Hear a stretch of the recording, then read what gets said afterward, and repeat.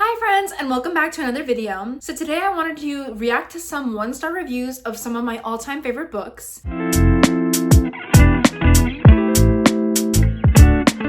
I've seen so many booktubers do this that I thought it would be such a fun idea to do this. So I'd love to just jump in and see what some people didn't like about some of my favorite books and give you all my reactions to that. I think these videos are so fun to watch, so hopefully you'll enjoy it. And without further ado, let's jump right on in. Alright, so the first book that I want to jump into is Outlander. I think that seeing one-star reviews of this book will be really interesting. I know that some people really actively despise this series, so hopefully we'll see some interesting things that people have written. Alright, I'm gonna read you the first one that I found, and it says, I gave up on this book because I was sustaining permanent damage from reading it, and I was afraid I'd start hitting back. Ooh. And it's a borrowed copy, so that wouldn't be cool. In fairness, I should say there's a lot of good writing here. I really enjoyed the beginning chapters. They even crack me up because I have friends who love genealogy and their husbands always get that look when they start talking about it, and that's exactly how I imagined Claire looking when her husband Frank started droning on and on about his ancestors. And Claire is a nurse, which is a really good transportable skill if you're going to be thrown back in time. Can you imagine if you were one of those nerds on wheels computer repair people and you got sent back to the 18th century Scotland? You'd be totally screwed. Then there was a scene where the big kilted oaf, Jamie, starts laughing about the whole beating thing and reminiscing about how hot she looked when he was holding her down, beating the crap out of her, and she forgives him from that too, like instantly. Yikes. This one is very long, so that's kind of the section that I wanted to read you from it, but yeah, I understand their criticism of that scene between Jamie and Claire where he's like kind of abusing her, but that never happens again, and it's definitely a learning moment for Jamie. And you have to consider again that he is from the 1700s, so he's not from the modern time, so you can't view everything from that modern lens, but he will never do that again, and he learns from this book so much. I will say the beginning is really funny, and I think that this was a respectful review while still being honest, so props to this person, and time to move on to the next one. Alright, so this is gonna be the next one. Man, after the pitch I've heard about this book from basically every female reader I've ever met, I was expecting something that was not this. Fairly offensive, needlessly graphic, and smutty in that skeevy way, rather than in the hot way. I honestly find it hard to believe that there's 5 more books of this and that people read them. That said, I have read worse romance books, but the fact that Gabaldon dragged the novel out across 900 pages just makes me cranky. This is just funny. Like, this book definitely wasn't for this person, but I think this is hilarious. I mean, they're not wrong in all the things. Like, there are some things that are offensive in this book, and there are some things that are a little graphic that didn't need to be, but I just think it's really funny how they wrote about it. I definitely have taken off a little bit on my rating because of a couple of these aspects, so I understand where they're coming from, but I just love this story so much, and I just think it's funny reading all these. Alright, and then this is gonna be the last one. It says, this book is the book you find in your grandma's closet after she passes away and you collect to give away to your nearest used bookstore. This book is for the suburban moms who attend PTA meetings and joined a book club to kill the time while their kids are at school and husband is at work. This book is for the suburban woman who married their accountant Tim and has had a dissatisfying sex life for the last 7 years. Oh my gosh. This review is just hilarious. This book is just, I don't know what the heck this book is. Only interesting part was witch trial. And why is that? Because I was hoping Claire would die so the book would freaking end. Oh my god, this review is hilarious. I did not expect to find these so funny. I don't know, this is just cracking me up. All of these have been funny, and I understand some of their points, so I'm not offended by them at all, and they're just hilarious. Oh my god, this is gonna be such a fun ride, hopefully. Alright, so I think it's gonna be the last one that I look at for Outlander. I'm gonna move on to the next book. Alright, the next book that I think would be fun to read some one-star reviews from are Pride and Prejudice. I love this book so much, but I think it will be interesting to see people who aren't classic readers and people who just don't appreciate the story and see how they view this, so we're gonna dive into some of these. Alright, the first review is, I can't believe my professor read this 25 times. I am dead inside. I mean, fair enough, they're forced to read it for school, so I can understand why that drags down their enjoyment of the book and they really didn't like it. There are so many books that I was forced to read in school that if I reread them now, I probably wouldn't dislike them as much. So fair enough, good point. Alright, this is gonna be the next review, and it says, flowery, pretentious writing does not a good story make. Austen created stiff, one-dimensional characters, brought them to life as much as she could in a boring plot, and had 2 of them fall in love somehow. No one writes romance colder than Austen did. Oof. As for the assertion that this is satire, I wholeheartedly disagree. The mark of satire is that it's obviously facetious, as is the supreme, a modest proposal. Pride and Prejudice doesn't obviously lampoon anyone or anything. Either Austen intended to write satire and failed, or she didn't, and discriminating readers claim it to make themselves feel better about having enjoyed a straight-up romance. Readers wanted a classic with a plot that is actually interesting should grab Jane Eyre instead. Charlotte Bronte is far and away a better writer and storyteller, and her storytelling intent is clear. Yikes. Wow, this one just really really roasted Miss Austen like nobody's business. I understand their points that the satire is kind of subtle in this, so maybe not everyone reads it as satire, and I found the romance to be like such a cute slow burn. That is the point of it, but I respect their point of view. All right, the next review is I just couldn't get myself into the story. Unfortunately, I found it hard to relate to the story, so it did not keep my attention. It took me about 6 months to get through 22% of the book, so I decided to mark it as unfinished. I might pick it up again in the future, but now is not the moment. Okay, so first off, why are you rating it? Because you haven't finished the book, so why are you giving it a rating? Please,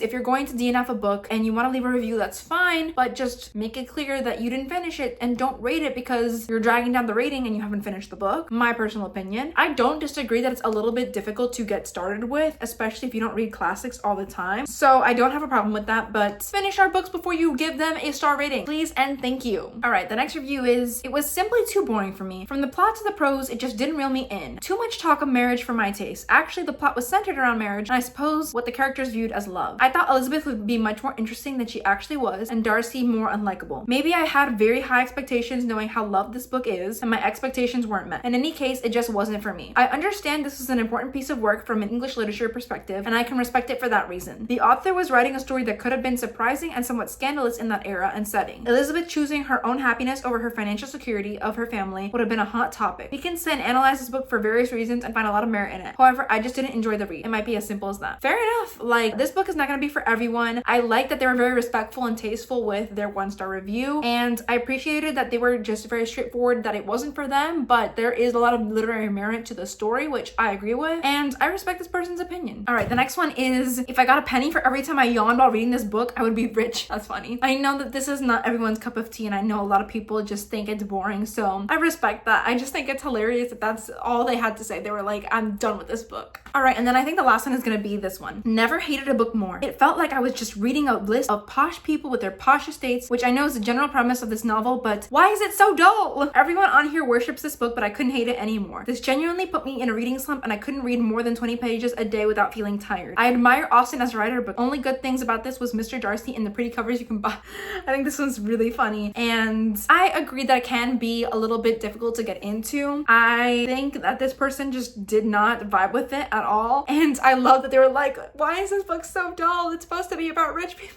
I don't know. I think that's funny. I understand what they're saying, but given the cultural and time period context of when this book took place, like, it's not gonna read like a historical romance or anything like that, which is gonna be a little bit more about the glitz and the glam of life, because that's not what Pride and Prejudice is. Pride and Prejudice is contemporary to that time, which I think this person was forgetting, but I definitely thought this review was kind of amusing. All right, so the next book that I think I'm gonna look at some 1-star reviews of is And Every Morning the Way Home Gets Longer and Longer by Frederick Bachman. Now, this one's probably gonna hurt a little bit because I love this book so much and it means so much to me, so we'll see how I feel about this one. All right, so the first review I'm gonna read says, I like that this book was short and I wanted to try this author. I had to force myself to finish it. I can see why people like it, but I just did not. I was bored. It did not make me cry. I felt like I read the book and got nothing from it. Ouch! I definitely feel like I got a lot from this and I sobbed while reading this book, so I disagree with you wholeheartedly, but I can understand that it's not for them. I feel a little bit attacked right now because this book made me cry and it is one of my all-time favorites, but you know, it's not gonna be for everyone. All right, this is the next review. It was so jumbled and so unstructured in its timeline that I never quite knew what was going on. The last chapter, I jumped around between 3 different generations. I love several other of his books. I just can't figure out what's going on in this book. Fair enough. It does jump around in the timeline a bit, so I understand your critique in this one. And yeah, it's a little bit difficult to kind of follow along with, but I think the point is that you're jumping around the different generations to understand how it's affecting the grandfather, the son, and the grandson all at the same time. Okay, this is gonna be the next one. Found the sentimental bits kind of cheesy and it didn't hit home for me. The plot felt very messy and unclear at times, although that was the point, I think. Just wasn't for me. Maybe if it was novel length, I would have understood it and I would have felt more connection to the characters. I totally understand if this book is not everyone's cup of tea, and I understand what they're saying about it's not always super clear. You have to really pay attention to keep track of the storylines and what's happening in the story. So I understand where they're coming from, and I appreciate that they see the benefit in it, but just clearly explain why it wasn't for them. All right, and this is gonna be the last review. His books just aren't for me. I have to force myself to get through them. I feel like I'm being dragged through mud listening to his audiobooks. They all feel so sad. I mean, a lot of his books are kind of on the sadder side, but it is a good story at the premise of it. And I understand that it's not for everyone. Like, this person just didn't vibe with it, but I don't think that it's like dragging yourself through mud. There is a message and there's an important story that he's saying, but you know, I guess that's how this person felt, so I'm gonna respect your opinion. All right, so the next book that I'm gonna read some 1-star reviews of is Act Your Age, Eat Brown. I think this is the only book that I've given a 5-star to so far this year, so I'll be interested to see what the 1-star reviews say. So wish me the best for my emotional well-being in this one. All right, the first one is, I'm surprised this had such high ratings. Maybe it didn't help that I didn't read the first two. But honestly, this book was terrible. The writing style was crass and left no mystery to the reader. Plot was boring and dragged on. Only interesting aspect was that the main character's crush was autistic. I didn't feel connected to any of the characters and many aspects were unrealistic. There was so much vulgarity that it desensitized me and I stopped reading the book in the middle of the first. I'm assuming there are several intimate scenes. In my opinion, don't bother. There are plenty of good romances out there. This did not do it for me. Wow, this person had some very strong opinions. I definitely see why it has high ratings. I loved it. It is a beautiful story. I understand that the writing style is a little crass and that may not be for everyone, but I absolutely loved it. And the plot was not boring. It was super interesting. It maybe jarred down a little bit, but I just loved that you get that foundation, that connection between our two main characters, between Eve and her love interest in this one. And there were a lot of interesting aspects. The whole family was interesting. And I haven't read the second book either, but I still related to this and I found it enjoyable. So I don't know what this person's talking about, but they're entitled to their own opinion, I guess. All right, this is gonna be the next review. This was my punishment. Act Your Age, E. Brown was absolutely excruciating to read, but I persevered as a form of stubbornness and self-hatred. My goodness. I skimmed through to the end like my life depended on it, and it's bothering me so much that I could not take it anymore. It's bad for so many reasons, but I'll do me at least one favor and will not go through it again. At this rate, you'll be able to see what I had for dinner. A lesson that I will never forget. Unfollow every single booktuber and stay away from your devices around your period. Oh my goodness. Wow, this person is intense. They had a lot of strong feelings about this book, and I disagree, but go off. Definitely, if you didn't like this book, maybe you shouldn't be watching the booktubers that recommended it to you, but yikes. All right, this is the next review. I was really looking forward to this one, but I ended up just going into my pile of mediocre romances. I really did not connect to the characters nor the relationship at all, and it was an unutterable pain trying to finish this. Hashtag RIP. Damn, this person really didn't like this book, but they just said it was mediocre, so why are they giving it a 1-star rating? I'm a little bit confused because mediocre to me is like around the 2-star mark. Mediocre, like dislike, but okay, go off. You're entitled to your opinion. And yeah, I mean, fair enough. They didn't connect to the characters or the relationship. I love the story, but it's not for everyone. Okay, this is gonna be the next one. I'm happy I did not read this book first because I hated it. Oh no. Maybe it's because I recently read Dani Brown and loved it, but this book just did not do it for me. I could have honestly done without reading it. Oh my goodness. I wonder why I didn't like this book when they liked Dani Brown so much. I have so many questions for this person. Like, what didn't work about this book for them and why did Dani Brown work for them instead? All right, and this is gonna be the last one. I don't understand why this has so many 4 and 5-star ratings. I don't care for this book at all. It was so unrealistic. No one would hire a stranger who would just hit them with a car, and that whole scene was unnatural. Jacob was a very unlikable character. He was rude and his relationship with Eve wasn't believable. Then the part where Eve's whole family just showed up to her work was cringy and again unrealistic. I skimmed through a majority of it just to get it over with because I did not enjoy the story at all. Fair enough, there are some things where you have to really suspend your disbelief in this book, and that's something that I can usually do, but is not in everyone's repertoire, not something that everyone can do, so I respect that. I found Jacob just to be a little bit more of a difficult character to get to know. Like, he has a lot of an internal life and internal thoughts going on that we don't see. So I understand how this person didn't like them and viewed them as an unlikable character, but I grew to like him over time, and I think that it's because he is autistic. He isn't